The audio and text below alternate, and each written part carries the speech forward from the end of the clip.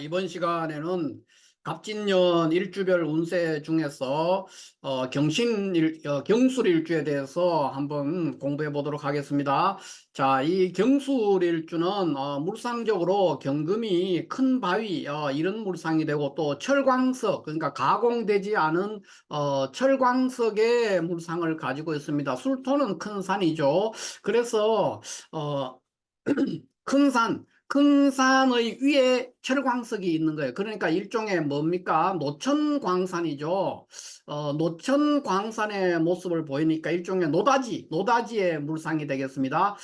그래서 굉장히 그러한 특징으로 인해서 이 경술일주는 여러 가지 재주도 많고 또 강인하고 굳센 그런 성향을 보인다, 이렇게 볼 수가 있습니다. 자, 먼저 경술일주가 가지고 있는 철광석이 산 꼭대기에 산의 꼭대기에 철광석이 그대로 원석 상태로 노출되어 있는 상태, 이 상태가 되니까 이 사람은 굉장히 굳세고 용감하고 임전무태의 정신이 있어서 일에 한번 착수하면은 반드시 성과를 내는 저력을 가지고 있다, 이렇게 볼 수 있습니다. 그 특징은 이제 물상으로도 이제 노천광산의 물상 또는 산에 바위가 솟아 있는 그런 물상들이 되기 때문에 그런 특징도 있지만은, 신살적으로 이 경술일주는 이제 괴강살에 해당이 됩니다. 괴강살에 해당되기 때문에 그런 것들로 인해서 괴강적인 속성으로 인해서 굉장히 튼튼하고 사람이 건강하고 튼튼하고, 그러면서도 용감하고 임전무태의 정신, 보통 그러니까 무릎을 꿇고 사는 것보다는 서서 죽는 것이 낫다, 뭐 이런 개념을 가진 아주 강인한 사람이다, 이렇게 볼 수가 있겠습니다. 그 외에도 술토 속에 이렇게 정무 이렇게 지장간을 가지고 있어요. 그래서 이 급제와 인성을 함께 가지고 있는 관계로 인해서 매우 자기 주관, 주체성이 강한 그런 특징을 보인다, 이렇게 볼 수가 있습니다. 그 다음 번째 물상으로는 이제 경금이라는 것은 색깔로 우리가 흰색에 해당이 된다고 합니다. 이제 경금은 금이니까 흰색의 물상을 가지고 있고, 술토는 개입니다. 개. 그래서 백구조, 흰개. 그러니까 그런 물상도 되고, 또 큰 바위에 아래에 있는 개니까, 큰 바위에 눌린 개니까 바위에 눌려 있는 개, 이런 물상을 가지기 때문에 이 경술일주는 항상 관제구설이 있습니다. 그 관제구설이 있는 것은 이제 물상적으로도 그렇지만 술토가 천라지망에 해당되기 때문에도 그런 현상을 보인다, 이렇게 볼 수 있습니다. 전반적으로 남자 같으면은 여기 이제 지장간 속에 정무가 있는데, 이 정관이 관고돼 있는 그러니까 관고에 들어가 있는 거죠. 그러니까 그러한 속성을 해서 남자는 자식, 여자는 이게 술토가 이제 병의 이제 묘지가 되잖아요. 그러니까 관성의 묘지를 가지고 있기 때문에 남자는 자식 또는 여자는 남편이 무력한 그런 현상을 보인다, 이렇게 볼 수 있고, 경술일주가 만약에 여자라면은 이 관고하고 있는 그런 시장간의 정화가 있는데, 정화가 이 고지에 들어가 있죠. 술토라는 고지에 들어가 있기 때문에 이런 거를 우리가 자좌관고 이렇게 표현합니다. 이 자좌관고의 속성으로 인해서 그러니까 여자가 만약에 경술일주라면은 굉장히 자기 주장, 그 집안에서 굉장히 자기 주장도 강하고, 또 이 남자를 잘 다루는 어떤 그런 속성을 가지고 있다, 이렇게 볼 수가 있겠습니다.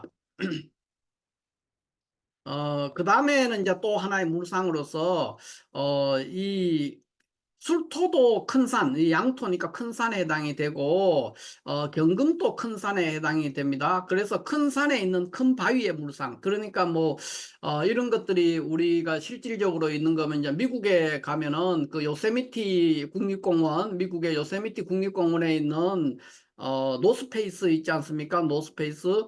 그거와 같은 물상입니다. 그러니까 굉장히 웅장하고, 거대한 산에 있는 어떤 큰 바위, 그런 암석산 뭐 이런 것을 의미할 수가 있겠습니다. 그래서 이 경술일주는 그 리더십이 굉장히 좋다. 그러니까 만인을 이끄는 리더로서의 활동도 하고, 전반적으로 활동력이 굉장히 강하고, 또 영감과 직관도 굉장히 발달돼 있어서 이 종교 활동 또는 기도 이런 것들과 굉장히 깊은 인연을 갖습니다. 그 외에 술토의 이 편인성, 편인성과 경술일주 자체가 술 속에 있는 정화라는 화를 가지고 있기 때문에 이런 거를 이제 우리가 경술일주하고 병진일주, 병진일주와 경술일주 이 두 개를 그래서 공업성의 별이다 이렇게 얘기를 하죠. 공업성 그러니까 기술과 관련된다는 거예요.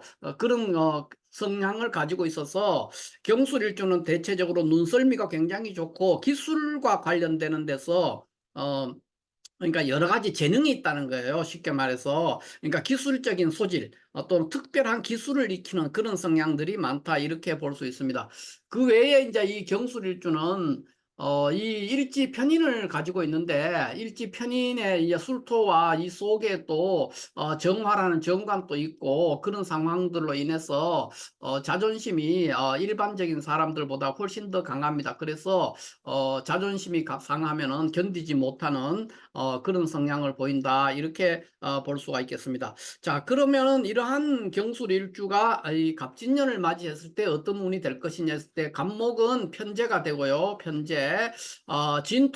진토는 이제 편인이 되죠. 그래서 편재가 편인을 달고 들어온 그런 모습이 되겠습니다. 그래서 이 경술일주의 갑진년 운세는 수험생 그러니까 학생이나 어떤 입사 시험이나 어떤 시험을 준비하는 사람 입장에서는 다소 불리한 한 해가 될 수 있다 이렇게 볼 수 있죠. 그러니까 공부하는 인성이 재성 그러니까 그 재성을 달고 들어온 그런 모습이 되니까 이 재성의 속성이라는 거는 이제 즐거움을 추구하는 성향이 있기 때문에 공부를 하다가 뭐 놀고 싶은 욕망이 더 강하게 일어날 수도 있고 또는 현실의 문제, 돈을 벌고 싶은 욕망 이런 게 강하게 일어나기 때문에 경술일주의 갑진년에 해당되는 수험생이나 또는 뭐 기타 어떤 입사 시험을 준비하거나 이런 시험을 준비하는 사람들한테는 그렇게 반가운 해가 되지 않을 수 있다 이렇게 볼 수가 있고요. 두 번째 이제 승진이나 취직 이런 거 취직은 뭐 그렇다 치더라도 승진 같은 걸 노리는 이런 경우에는 또 취직도 종류가 여러 개가 될 수 있는데 그런 사람한테는 다소 유리한 해가 될 수도 있습니다. 그러니까 어떤 그 누군가의 도움으로 뭔가를 해볼 수도 있고 직장을 얻지 못해가 놀던 사람도 취직을 할 수가 있습니다. 제가 들어왔기 때문에 재성을 획득할 수 있다는 것은 취직을 할 수 있다는 의미로 볼 수 있기 때문에 그렇게 볼 수가 있고요. 그 다음에는 이 사업하는 사람들한테는 아주 괜찮은 해다. 그러니까 경술일주의 갑진년이 뭐 직업적으로 프리랜서라든가 꼭 사업이 아니더라도 프리랜서라든가 또는 개인 뭐 소규모 사업도 있고 대규모 사업도 있을 수 있는데 어떤 사업을 하는 조직과 크게 연관되지 않는 일을 하는 사람한테는 상당히 좋은 한 해가 될 수 있다 이렇게 볼 수가 있습니다.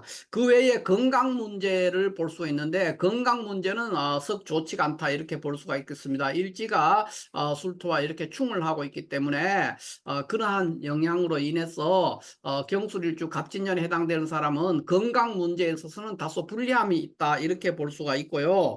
그 외에 연애나 뭐 부부 문제에 있어서도 불리한 한 해가 될 수 있습니다.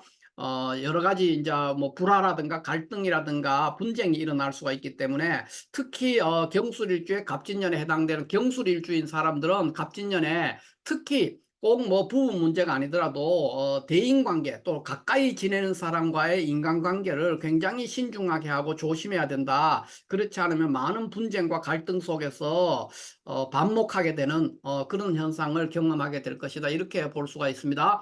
자, 그러면은 이 경술일주가 갑진년의 구체적인 사주를 보면서 볼 때 어떠냐 했을 때 천간에 이렇게 임수가 하나 떠 있는 경우를 생각해 볼 수 있습니다. 그러니까 뭐 반드시 임수가 아니고 뭐 개수가 될 수도 있겠습니다. 개수가 될 수도 있는데 어쨌든 임개수가 이렇게 천간에 떠 있는 경우를 상정해 본다면 이 경우는 거의 대부분 월들이 다 좋은 해 되고 이게 세 개의 달에 출생한 사람만 별로 안 좋은 수가 될 수 있습니다. 예를 들면은 다 좋은데 4월 그러니까 양력 4월이니까 우리가 5월 달생이 되겠습니다. 그러니까 5월에 태어났는 경술일주라면은 이게 평관격이 됩니다. 평관격 격국으로 편관격이 되니까 칠살격이죠. 편관격이 식신과 이 간목 재성을 본단 말이에요. 갑진년에는. 그렇게 되면은 칠살격이 식신생재 재생사를 하는 그런 현상이 발생하기 때문에 불리한 한 해가 될 수가 있겠습니다. 또 이제 우리가 나쁜 해로서 여기 수로를 생각해 볼 수 있는데, 이 술월 같은 경우에는 이제 여기 술이 있다는 거는 양력 10월이 되겠습니다. 10월에 태어나니까 인수격이죠. 인수격이 이렇게 식신을 보았는데 제가 갑진년은 제가 들어오면 역시 제극인하는 현상이 생길 수 있기 때문에 불리한 한 해가 될 수 있겠습니다. 그러나 뭐 신월 같은데 태어났는 사람들은 또 좋은 해가 될 수가 있어요. 그러니까 신월에 태어나면 왜 좋으냐?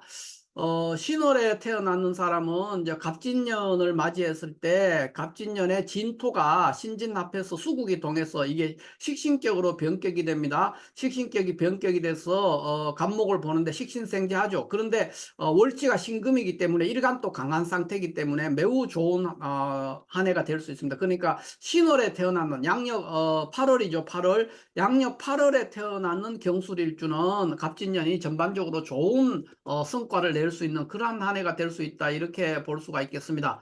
자, 그 다음에는 또 이 경술일주가 이렇게 정화가 있는 케이스, 그러니까 정관이죠. 천간에 정관이 있는 경우를 이제 볼 수 있는데, 그러면 이것도 역시 거의 모든 달들이 다 좋아요. 이렇게 다 좋은데 이제 한 세 개 달 정도가 이제 별로 안 좋다 이렇게 볼 수 있죠. 여기 임수가 있을 때하고 큰 차이가 없습니다. 그래서 이런 경우는 또 어떻게 되느냐 했을 때 보면은 거의 똑같은 구조죠. 그러니까 4월 같으면은 4월에 태어났는, 그러니까 양력 5월에 태어났는 경술일주면 이렇게 정화가 있으면 이게 관살 혼잡을 엮어내기 때문에 칠살격이 정관을 보는데 또 갑진년이 되면은 갑진년에 갑목 재성이 와서 그러니까 칠살격이 그러니까 재생관하는 그런 그 관살 혼잡의 재를 보는 구조가 돼서 폐가 납니다. 그래서 이 4월에 태어났는 경술일주는 흉한 운을 맞이하게 되고, 신월에 태어났는 경술일주는 좋은 운이 될 수가 있습니다. 신월에 태어나면 왜 좋으냐? 이런 보면은 신월에 태어나는 거는 뭐 그렇게 썩 좋다고는 할 수가 없어요. 신월에 태어나면은 여기 이제 갑진년이 운에서 왔을 때 갑진년의 진토와 신금이 합을 해서 임수가 동하게 됩니다. 그래서 식신격으로 변격이 돼요. 식신격 변격이 되는데 여기 천간에 정관이 있으니까 식신재관해서 파격으로 되는데, 갑진년에 천간에 갑목이 들어왔기 때문에 통관을 시켜서 이 정관을 살려낼 수가 있습니다. 그래서 이 신월에 태어난 경술일주는 그렇게 나쁘지가 않습니다. 그러나 어쨌든 정관이 있다는 그 자체가 좀 불리하기 때문에 대기한 해는 아니다 이렇게 볼 수가 있죠. 그 외에 술월 같은 경우에는 인수격이 정관을 보고 있는데 갑목이 왔으니까 역시 마찬가지로 재극이 나는 거죠. 그래서 폐가 난다 이렇게 볼 수가 있겠습니다. 자, 이렇게 해서 이 경술일주의 그 갑진년의 구체적인 사주로서 임수 이 식신과 정화 정관이 있는 경우를 보는데, 공통으로 그러니까 이런 경우든 간에 경술일주는 갑진년에 좋게 되려면은 뭐 임수가 있든 정화가 있든 간에 지지에 신이나 유가 있는 사람은 더 유리하다는 거죠. 신유가 있으면은 훨씬 더, 여기도 마찬가지입니다. 지지에 신이나 유가 있으면은 훨씬 더 발전을 많이 할 것이다. 근데 신유가 없다면은 까딱하면은 좀 반대의 현상. 그러니까 뭔가 기회는 많이 왔는데 그 기회를 제대로 한 번도 잡지를 못하는 그런 상황에 직면할 수도 있다. 이렇게 볼 수가 있고요. 그 외에 여기 이제 밑에 거 같은 경우에는 정관이 있는 경우를 상정을 해서 그런데, 만약에 정화가 아니고 병화가 있었다 그러면 이거 편관이 있는 경우거든요. 정화 대신에 병화 있다면 지금 여기처럼 거의 대부분 달들이 좋은 게 아니고 대부분 달들이 다 나쁜 것으로 귀결될 수가 있다 이렇게 볼 수 있습니다. 편관이 와 있기 때문에 그래요. 그래서 이런 부분을 이제 참조를 하면서 전체 사주를 가지고 종합적으로 판단하는 것이 좋다 이렇게 볼 수가 있겠습니다. 자, 이렇게 해서 오늘 경술일주의 갑진년 운세가 어떠한 건가에 대해서 간략하게 한번 알아봤습니다. 감사합니다.